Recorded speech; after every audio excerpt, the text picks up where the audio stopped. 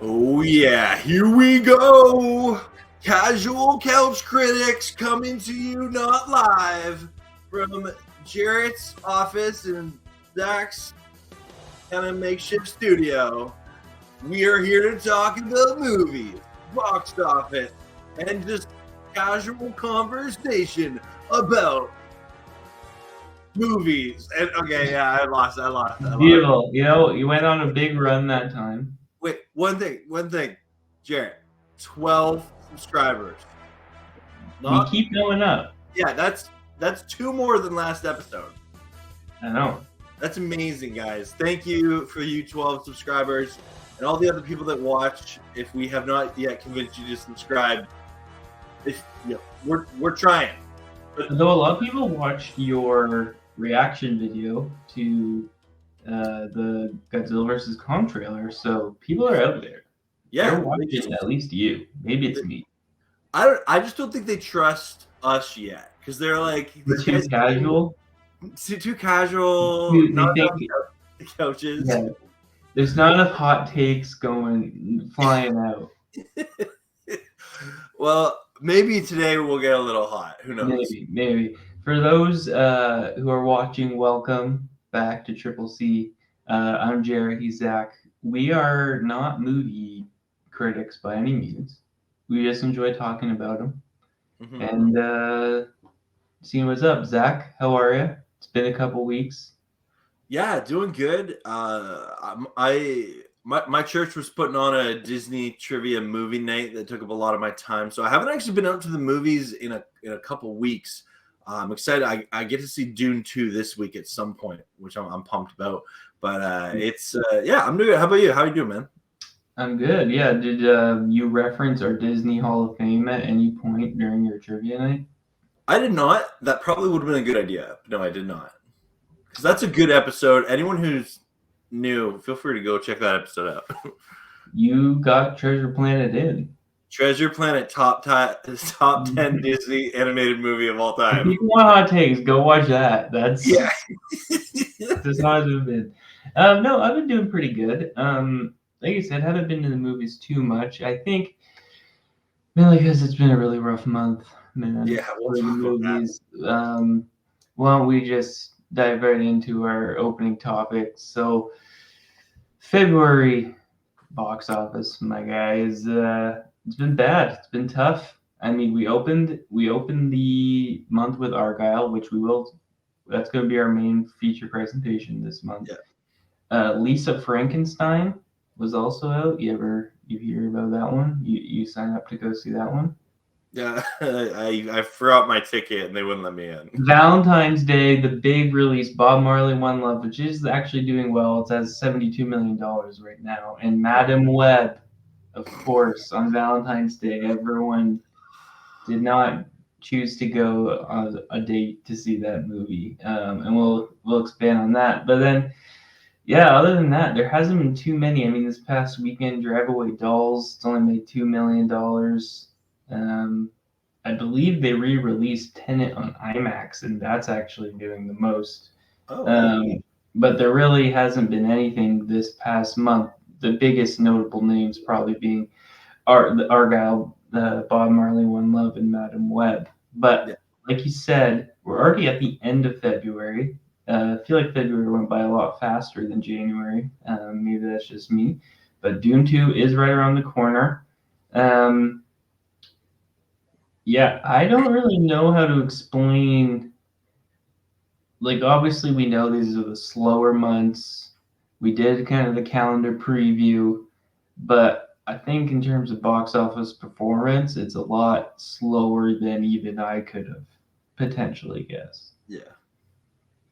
I think part of that is like the Super Bowl being taken up one weekend does impact the box office. Just because that whole Sunday, no one goes to the movies.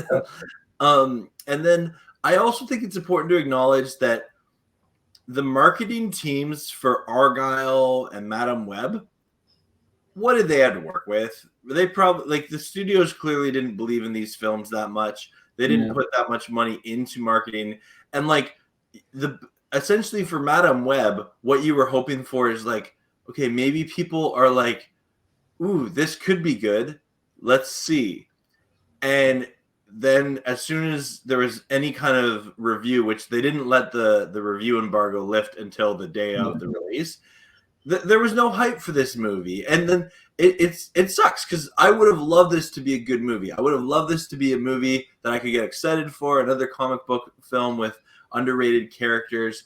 But I had probably a 3% chance of going to see this film leading into it. And then, like, once I heard one critic review and then it was bad, and then it just got worse and worse and worse. And then, like, when people are debating what's the better film, Morbius or Madame Web, I'm not going to pay money to go to the movies for that. Yeah. Side note, same writers for both those movies. But I actually think it's a bit of a, between Argylle and Madame Web, it's actually the opposite problem. I think Argylle advertised too much. I mean, their commercials were all over the place, and I think that's what turned them off. Well, you're definitely right. Madame Web, they just shut everything down. They knew well in advance for sure. Like, on that though, like, think back to, remember the Batgirl movie that got canned, and it was a finished film. Yep. And they got, like, Warner Bros. Got a lot of criticism of that. Yep. Maybe it would have been a good idea for Sony not to release this film. I don't want to encourage that. I don't want to be on the. We have been since the beginning advocating for the release of it. I'm not going to say we shouldn't release it if we know it's bad, especially if they already finished it. Yeah. But yeah, it's tough. And there's 2 more Sony movies to go.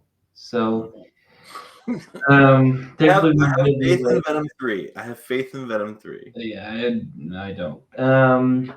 But needless to say, I mean, I think Bob Marley's success on a positive note just continues to prove that music biopics in particular just keep being successful. They feel a bit repetitive. I definitely have a bit of fatigue, but at the same time, a lot of people like a lot of different musical artists. So yeah, if you don't like the Rocket Man Elton John one, but you like Bob Marley, you're gonna go see that. Like, music is as broad as movie taste is, right? So if not more so. And you know, they're making a Michael Jackson one. I know upcoming. I'm sure there's a few more that I don't know. The Whitney Houston one came out recently. But they keep making them, and they keep making money and doing well. And not to say that they're bad films. They just, you know, it tends to be similar structure, I think, for a lot of them. Well, like, even, okay, like, feel free to disagree with me in this, but, like, it maybe comes back to even the concept of, like, do you remember Air from last year, the movie about, like, Air Jordans, like the shoe? Maybe it's kind of that same mindset of, like, hey, here's this famous, like, thing or person, and there's a story behind it that's there to tell in a movie, and people are like, oh, like, I have some Air Jordans, or I had Air Jordans when I was a kid. Like, sure, I'll go and see that movie about, like, the story behind the shoe that I wore. Or, you know, with a movie like Bob Marley, like, oh, the guy that wrote Don't Worry, Be Happy. Yeah, like, I'd go see that. I want to hear more about that story. And, you know, credit those filmmakers for making films that people want to go see. Yep. Yeah, I think there's a difference in between Air and something like Bob Marley. I can see what you're saying, and I think they do have parallel and similar lines of thinking. Air, I think, is a great movie. I struggle with it, though, in the sense that it's, you know, it's celebrating commercialization and capitalism and all marketing, and I'm not anti any of that stuff necessarily, but, you know, we're the same thing with, like, the Barbie movie, right? Like, we're promoting items now as... Yeah, but, like, you could say that about comic book movies or Transformers or anything, right? Yeah, you could. They're all trying to sell us stuff. True, it's all about selling stuff. Next, watch. We're gonna get, like, a movie about, like, like Head and Shoulders shampoo or something. If Troy Polamalu's in it, I will watch it. The commercial behind, like, how did you? He has to be in it. Yeah, I would watch that. Yeah. You can pitch that, see if it gets off the ground. Yeah. The talk about Marley obviously leads us to a good transition to our next quick topic, which is 4 Beatles movies have been announced, being led by acclaimed director Sam Mendes. He's won an Academy Award. He's done movies such as Skyfall, which I really like, for James Bond. He did 1917, American Beauty, obviously, which he won for. But the plan is, from what has been announced, is that there'll be 4 movies, each movie from a different perspective of the Beatles. So one will be from Ringo's perspective, one will be from John Lennon's perspective, George and Paul. I don't know. I don't think it's been announced necessarily if it's about the same topics or maybe different eras of the Beatles as they go through, with the same actors kind of intersecting. But all 4 apparently are going to be released around the same time. I know we talked about in our preview show a few episodes ago, Kevin Costner's Horizon. Yeah. This summer, that's coming. That's kind of his passion project, coming out in 2-stage chapters. And I mean, no band, whether you like them or not, and it has been bigger on culture worldwide necessarily than the Beatles, and that still is true today. And obviously their rights have been very tightly held, so them allowing this to happen is a big deal, and why it hasn't happened yet to this point, because I'm sure a Beatles biopic would have already been made if they could. But I think the fact they've released the thing, I think it's an interesting idea. Again, we don't know yet. Obviously, it's still 3 years away, but if it's around the same time, if they're going to structure it differently. But Sam Mendes is directing all 4. It's all going to come out 2027. I think it's a really interesting idea. I think all the personalities of the different Beatles members, it kind of makes sense in a way to give them each their own. I think they're all stars in their own right and went on to do different things and have different legacies. But yeah, definitely an interesting film project that I don't believe we have seen something like before. No, and I have 2 thoughts that come to mind. Number one, I'm really curious, from a filmmaker's perspective, knowing that you're making 4 movies at the same time and they're going to be released within the same years. How do you approach that? Like, what's that creative process like? So I'd be interested in that. And then also number 2, I'm just curious to how our audience is going to receive another Beatles movie came out this month. Wasn't it just a month ago or 2 months ago that it came out? And just people love the Beatles, so I have no doubt the first ones, they're going to at least go to it. If it's any good, they'll probably go to the second and maybe the third and fourth, but it'll be interesting to see the box office numbers between the 4. Yeah, I think that will. I don't necessarily know if that would be Beatles fatigue, but obviously, Paul McCartney went on to do big things as a solo artist. So did John Lennon.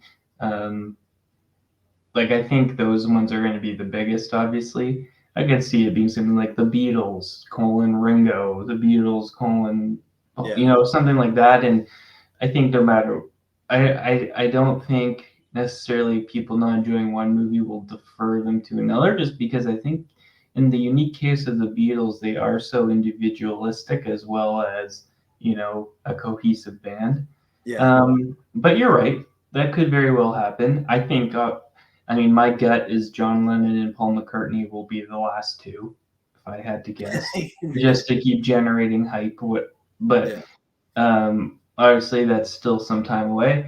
They haven't announced anything other than that, but curious to see for the cast what that looks like. I mean, you're filming 4 movies. Obviously, you're the focal point of one, but you're going to be involved in some capacity with the others, and I'm sure they're all filming around the same time. So yeah, definitely to your point, how they execute this, and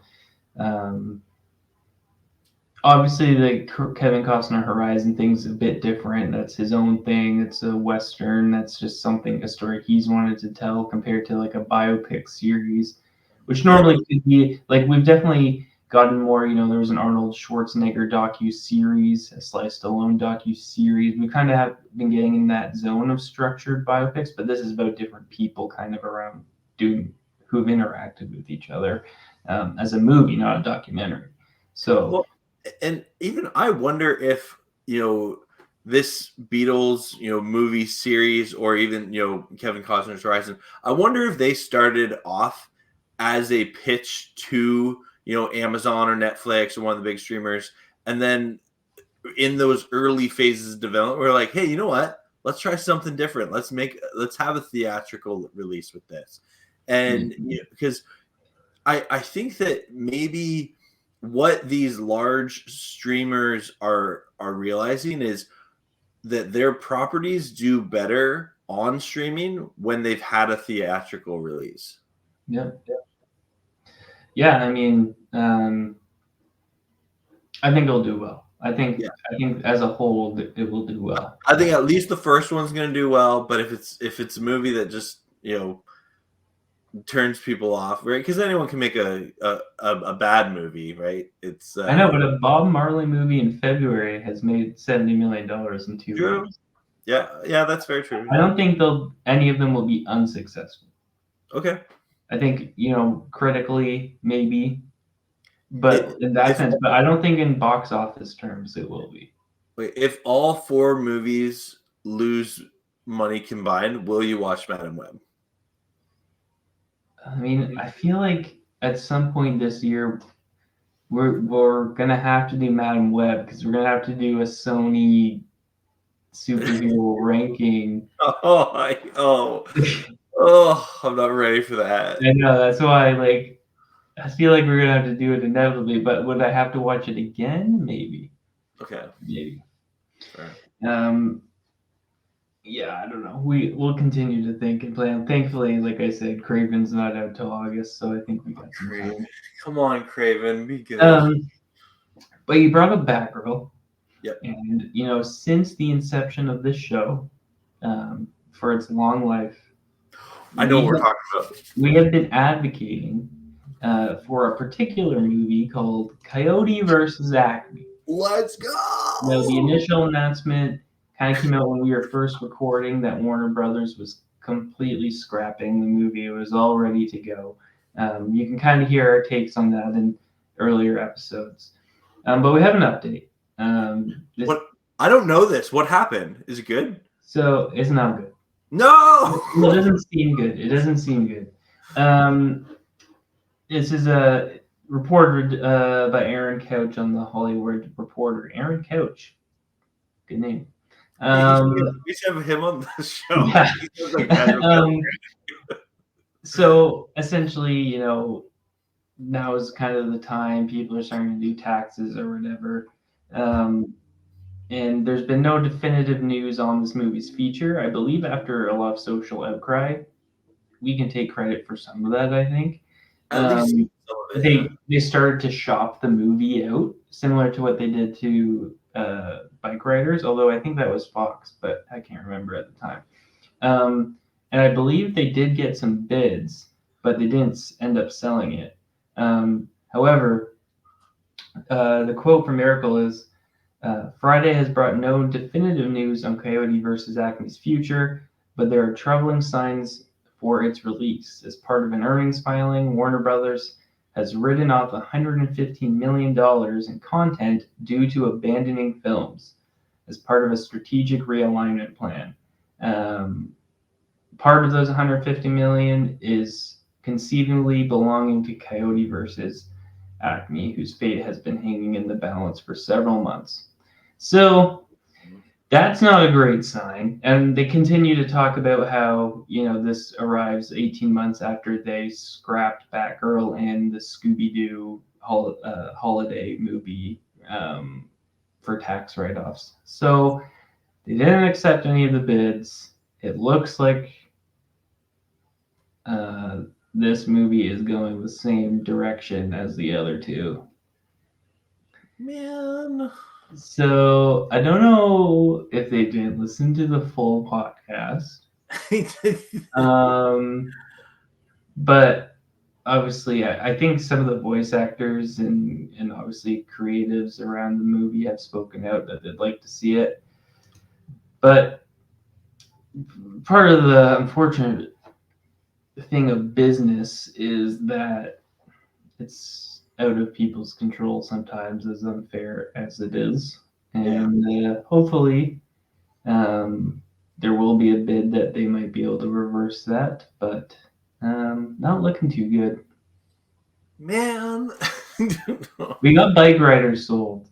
It's true. This one hasn't had the same effect. So there's still hope. There's still hope. It's not. I'm not saying it's dead. It was just, we have to keep tracking its life. And yeah, it's not great. Man. It's not great. And I don't know necessarily. The article doesn't say it, and I don't think they would know anyway. It would be Warner Brothers executives who kind of would know when the final nail in the coffin has to happen to be scrapped. But I'm sure it's soon. So anyway. Oh man, Coyote versus Acme watch continues. It's really like Coyote versus Acme versus Warner Brothers at this point. I'd watch that. Just saying. I guess I'm watching that. Honestly, I could see that being a documentary made about this. Hey, a biopic film. Just about all the canceled Warner Brothers movies. Just can't. Honestly, that's gonna happen. I'd watch that in the boardroom, just watching all these executives argue we can't release this film. We need to release this film. The world needs to see Coyote versus Acme. No, they don't. My son has acne. I don't like it. There's a reason why I'm not in Hollywood. Yeah. I'd watch that film. Yeah, no, absolutely. So yeah, that's the latest update. And hopefully we hear good news. Let's talk about our feature presentation. We've gone through the February calendar. It's been rough. However, we're not talking about Bob Marley. We're not talking about Madam Web because you somehow didn't see it. Somehow. What we are going to talk about is Argylle. Oh. So, sure, many people have seen the advertisements. There's a cat. Jumps around. Its plot is this. It centers on a reclusive author who's drawn into the world of spies and espionage after she realizes that a new spy novel she is writing is mirroring real-world events. So, pretty cool concept on paper. Before I go really into the details of my thoughts, I guess, let me just start by saying I had a good time at the movies seeing this. It's a very stupid movie. It is not good. There's definitely lots of laughter in my theater, which helps. Obviously, laughter is contagious. But the laughter, I don't necessarily know was with the movie or at the movie. It has very talented people. Sam Rockwell, Bryan Cranston, Henry Cavill, Samuel Jackson, John Cena, Brian Dallas Howard's obviously the lead. That's a star-studded cast. It is star-studded. Unfortunately, I think before I dive into what I liked and didn't like, I want to talk about Matthew Vaughn as a director first, because I think he might be the problem. Now he started off extremely hot. I used to be man, Matthew Vaughn, he is the guy. He did Layer Cake, which has become bigger over time with Daniel Craig. That was kind of his breakout. Then Stardust, which is a personal favorite of my wife's. Right. Yeah. And then I believe Stardust might have been a graphic novel, but essentially what came next, Kick-Ass was a big deal. That was a comic book adaptation. He did X-Men First Class as the reboot. Good movie. And then Kingsman: Secret Service came out. Right. And I remember Kingsman as a teenager going to see it. Theater was packed. It was rocking. Very incredible theater experience. And I think part of it, now you can say those first few films are definitely phenomenal. What made Kingsman different? It was a bit zany. It was a lot of winking at the camera. It was a lot of, it was self-referential. It kind of knew how the stupid parts it kind of knew, and it was bringing you in, but it was still well made. I feel like after that success, he just like drank the Kool-Aid, and he was like, "This is what people like," rather than making a story first and then the jokes. It feels like the jokes almost have come first, because then essentially he's made Kingsman: The Golden Circle, which I did not enjoy. He made then The King's Man. I also did not enjoy as a prequel series, and then Argylle, which is a comic book adaptation. And his upcoming movies are Kingsman 3, The Kingsman 2, and I believe Argylle is a planned trilogy. And no, I mean, if you're watching this, sorry, we sometimes spell things. He's trying to connect Argylle and the Kingsman universe, and it's just. What? I did not know of it. Wow. Yeah, it's just like, I feel like he hasn't, or he's forgotten kind of what made him so, good at what he does. And I mean, a lot of people, his films make money. Argylle may be the first in a while it's been a bomb. I can't remember necessarily what The King's Man did, but it just feels like every movie kind of has to be the first Kingsman recreated. But like the jokes are almost written first of the story around it, in the sense. Like, man, people loved how ridiculous, over the top Kingsman was.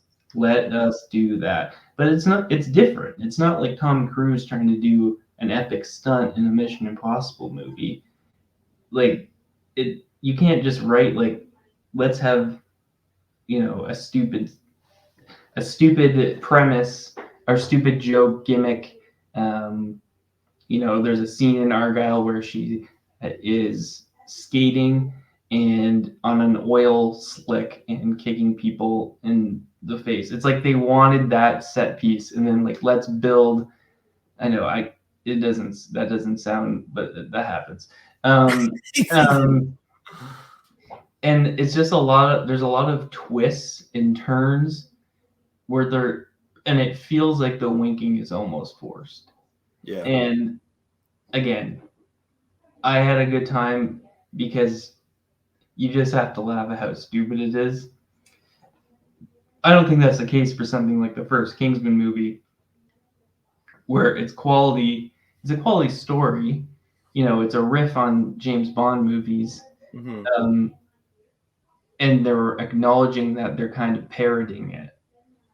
This is like they're parodying themselves, and then that just kind of doesn't work. And yeah, it's tough because, I mean, my boy is Henry Cavill, and I don't know who his agent is or what he is just. I feel like all the potential's there. We're just not getting it. I'm not setting his boy up for success. Well, what about? So you mentioned, I had no idea they were planning on doing like an Argylle 2 or 3. Like, if that gets announced, like, do you plan to see it in theaters? Like, do you think a lot of the audience that saw this film are like, let's go? No, because I don't think barely anyone. Let me see. So the budget was $200 million. It's made $86 million. That's insane. Let me see here quickly. Sequels. It was announced it was intended to be the first of at least 3 films. I don't think those films are getting made. And then, while also stating there may be a prequel. Yeah. And again, this is on top. So Matthew Vaughn has created this universe. Yeah. And it's not like, say, X-Men First Class, which he helped kick off. And the first couple of those were good, and then they became bad. But then he handed that off. Now, obviously, we now know, 2011 was First Class. That was really just when Marvel was starting, or, it was coming into its ascent. I think, like, between the Kingsman and then the Kingsman and then Argylle, like, he's doing all of it. And they're giving them the money to do this, right? They're giving them the money, but I think at the same time, like I said, I feel like he's drank his own Kool-Aid. Like, maybe get a sequel to someone else. Like, he's planning to do Kingsman 3. He's planning on doing Kingsman 2. He's planning on doing these Argylle films. And I think it's like, I just think he's so into, like, man, people enjoyed the meta spy-ness of the first one. I just gotta keep doing that. And it's tough. Maybe he needs to go back to, like, doing a different comic book movie or something. Maybe, but he'll probably try to tie it back. Yeah, like, that's what I think. Batman comes into Argylle. Yeah, I think he needs some space. He needs to maybe pivot.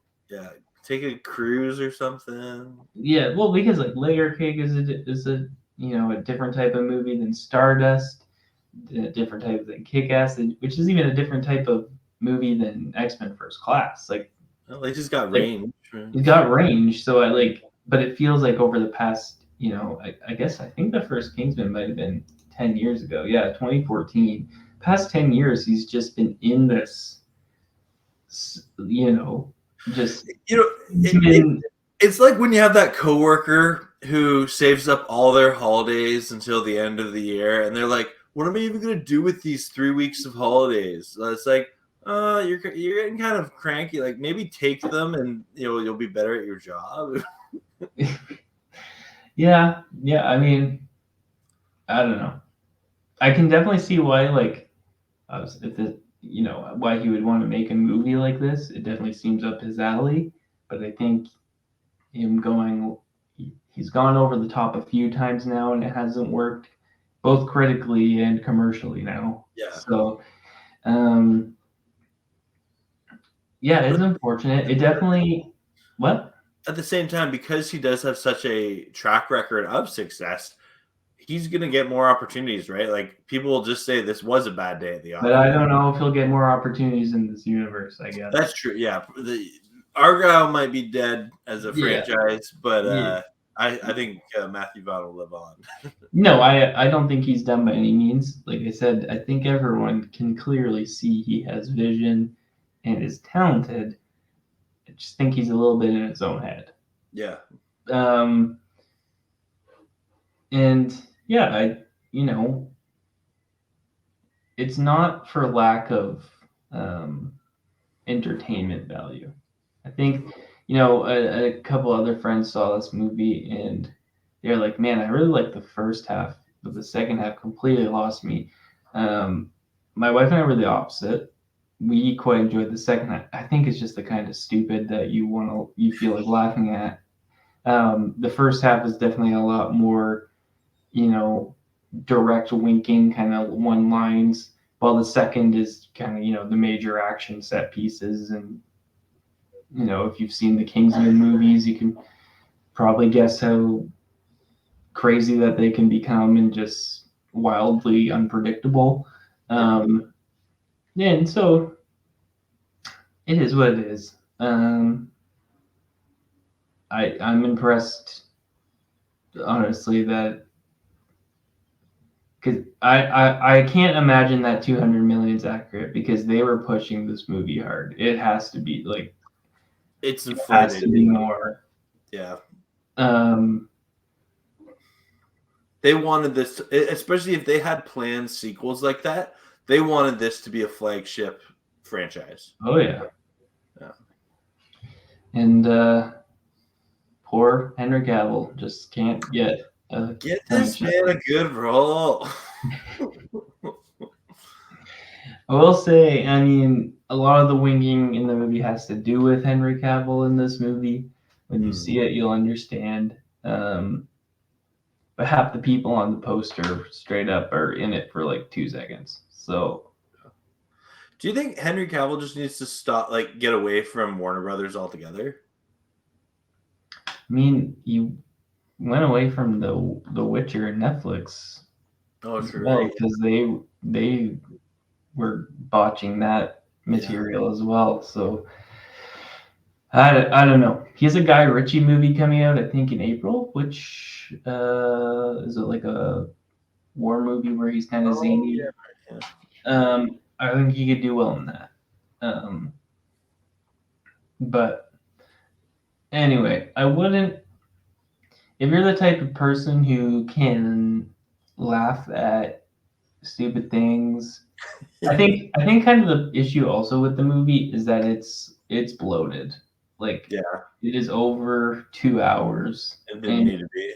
It could, this is saying 139 minutes, so 2.5 hours, and it did feel like it. Like, and that's also because like some parts are like, okay, we get the joke, like just keep moving with the story. But if you like a good time, I wouldn't necessarily say go to the movies to see it. But if you like stupid stuff and you've liked his previous, maybe I know some people that really like The King's Man. Not very many people, but I do know some people. If you like that one, you'll probably like this one. And it's hard not to differentiate from the Kingsman series, unfortunately. Not necessarily because they're trying to tie it together, but just because he's trying to rehash a lot of things that he's already done or expand upon, but not successfully, in my opinion. So, yeah, I mean, if you like his type of movies, I'd give it a watch. I wouldn't necessarily. I'll wait for this to come to streaming. Streaming, and I think honestly though, when it goes to streaming, I think the runtime is going to deter people. I think that it's tough when a movie, is that long and you're meant to be entertained by it the entire time, like in a comedic way. So, yeah, it's like one of those movies where you start, you get 15 minutes in, and then people are like, yeah, you know what? I'm just going to turn on The Office again. Or, I mean, but like I said, like some friends like really liked the first half and didn't like the second half. And so it's more like type of comedy, I guess. But again, I don't know why they would organize the movie kind of in that framework either. But that's what they did. Fair. I think maybe I enjoyed the second half a bit more. It was just because it got so off the rails and non-coherent and stupid and entertaining that I just was like there's not even time for winking at the camera anymore, which is like it was just full on stupid action at that point. So on a scale of 1 to 10 couches, 10 couches being the best movie you've ever seen, 1 being like I wanted to walk out the entire time, how many couches do you give Argylle? Man, it's tough because I haven't revisited The King's Man or Kingsman: The Golden Circle in some time because I did not like either of those 2 movies. And I watched The King's Man at home, so the theater experience might actually raise it a little bit for me more than it is. I don't think I'd enjoy a second watching of it though. So how many couches?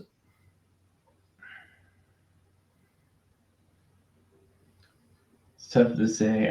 My head's saying 4 or 5. Okay, so we'll say, how about this? 2 new couches from like the store, and then 2 like couches bought off of like Facebook Marketplace. I wouldn't even say new. I mean, like I said, this is rehashing all Okay, the so same 4 stuff. used couches from like pet-friendly homes. Yeah. Okay, that's fair. That's a fair I evaluation. mean, pet-friendly homes makes sense. I mean, like I said, the cat is a fairly key figure in the movie, and it's a CGI cat. Just get a real cat. Drives me nuts. To be honest, the cat is what made me not want to watch this movie. No, I'm just kidding. It's not a main focal point, but it's just there. Yeah, that's fair. Cool. But yeah, if you had to tell me,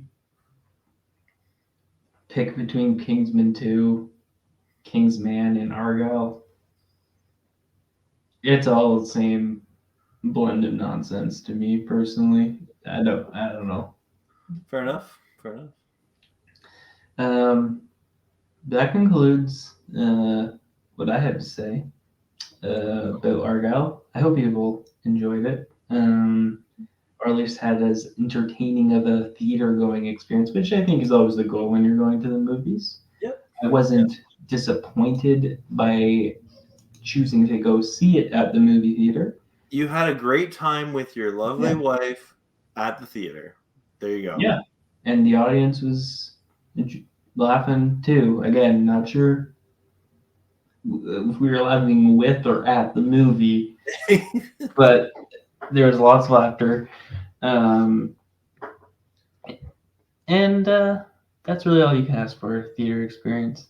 We do have a big merch, as you said. We got Dune 2, Big March. Kung Fu Panda 4, I believe Godzilla Kong at the end of the month. Oh, it's ripe. So it's we're getting there. My local movie theater is starting a loyalty program, and like I have a great independent local small movie theater that I like to go to support if anyone's watched any of my out of theater reactions. But I'm excited to sign up for their loyalty program because I do feel that like it's been a rough couple months at the box office. We really haven't had those mega hits that like 10 years later you get clips on YouTube to feed your nostalgia kick. Yeah. But I think Dune 2 might be that movie. It might be that movie. Yeah. Yeah, we'll see. Did your theater come up with a brand name for its loyalty club? They haven't announced it yet. I'm sure they did. Because weren't they looking for ideas or something? At one point, yeah, early on they were looking at different names to name it. So I don't, once they come out, I'll let you know. All right. Well, yeah. Continue going to the theater. Hopefully, now that there's more movies that might appeal to broader audiences. But if you like Bob Marley, Matt's making a lot of money. Yeah. And yeah, we will see you next time at Triple C. Ouch, critics. Peace out. Oh wait, the music. Need the music. Hi everyone. Thank you for watching